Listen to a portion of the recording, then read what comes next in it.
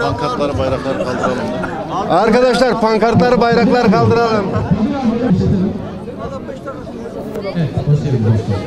Bizler hak işli emekçiler olarak aylar önce başlayan kamu çerçeve protokolü sürecini umutla ve sabırla takip ettik. Bu sürecin emeğimizin karşılığını alacağımızı, geçim derdimize çare olacak bir toplu sözleşme ile sonuçlanmasını bekledik.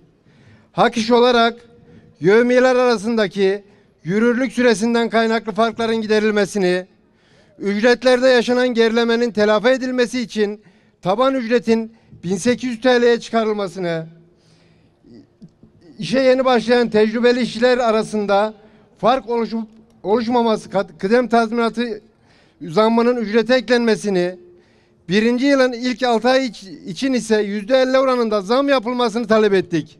Sözleşme hakkımız, söke söke alırız.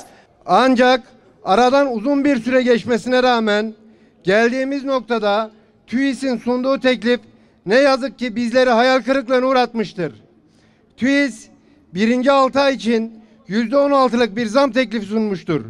Oysa ki ilk 5 ayda gerçekleşen enflasyon şimdiden %15'e yaklaşmıştır.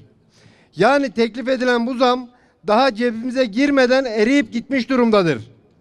Bu nedenle TÜİS tarafından sunulan artış oranlarının bizlerin içinde bulunduğu ekonomik koşulları ve geçim mücadelemizi yansıtmadığını düşünüyoruz.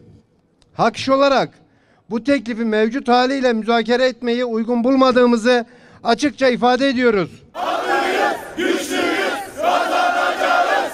Haklıyız, güçlüyüz, kazanacağız. Ayrıca emeğiyle geçinen bizler sırtındaki vergi yükünün hafifletilmesi artık kaçınılmaz hale gelmiştir.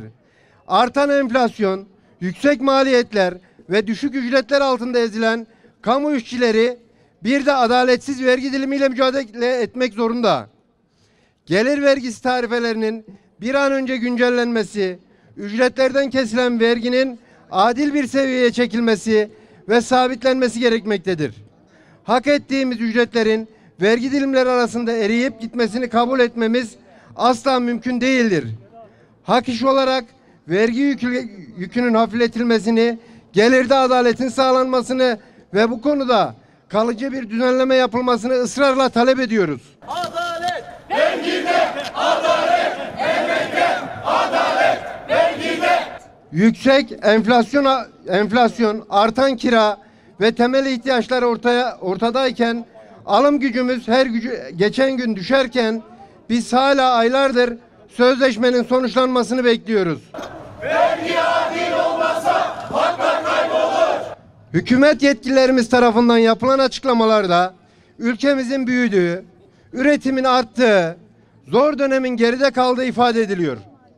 Bu gelişmeler biz emekçilere umut veriyor.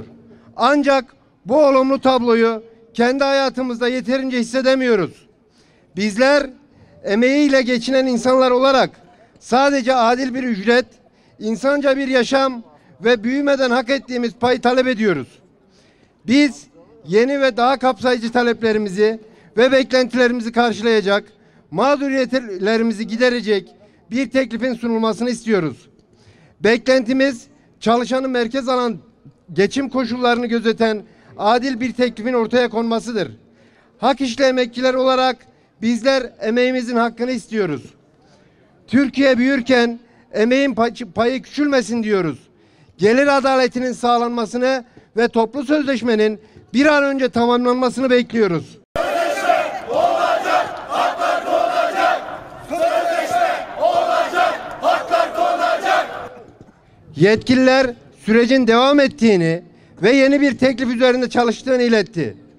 Yeni teklifin bir an önce sunulmasını istiyoruz. Bizler ülkemizin birliğini, refahı ve kalkınması için fedakarca çalışmaya devam edeceğiz. Ama bizler hak işli emekçiler olarak bugün meydanlardan güçlü bir şekilde sesleniyoruz. Bu süreç daha fazla uzamamalı. Kamu işçisinin iradesi dikkate alınmalı. Sunulacak yeni teklif emekçilerin beklentisini karşılamalıdır. Emekçinin kalkanı toplu sözleşme. Hak iş olarak her zaman müzakereden, uzlaşıdan, sorunları masada çözmekten yana olduk. Ülkemizin sorunlarına yenilerini eklemek, yeni kaos ve krizleri yaşanmasını asla istemiyoruz. Ama unutulmasın ki kamu çerçeve protokolünde taleplerimiz ve beklentilerimiz karşılanmazsa demokratik haklarımızı kullanmaktan da asla geri durmayacağımızı ifade ediyoruz. Refahımızı artırmayan, sorunlarımızı çözmeyen hiçbir teklife de evet demeyeceğiz. Genel Başkanımız Mahmut Arslan'ın dediği gibi işçinin iradesi kırmızı çizgimizdir. Bu iradenin sonuna kadar takipçisi olacağız.